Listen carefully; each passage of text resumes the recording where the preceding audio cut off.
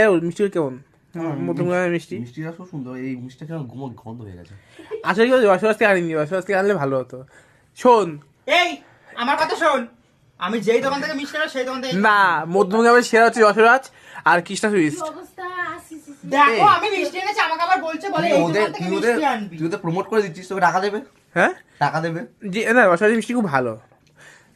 তুই আমাদের বাড়ি রসবাস দোকানে যে মালিক আছে আমার সাথে কন্ট্যাক্ট করবে, টাকা দিবে আমাকে 500 টাকা। না, ও আমাদের বাড়ি সোনারপুর থেকে আনতেও তো পারি। আনবি কেন মিষ্টি আনলে কি তুমি আমার মিষ্টি খাবে না নাকি ছুঁড়ে ফেলে দেবে? না, কিন্তু রসরাজের মিষ্টি খুব ভালো, মানে দাম বেশি। এই আমার মিষ্টি ভালো না খারাপ সেটা বলো, ভালো কি খারাপ? তোর মিষ্টি ভালো নয়, তোর মিষ্টি ভালো নয়, তোর মিষ্টি ভালো নয়।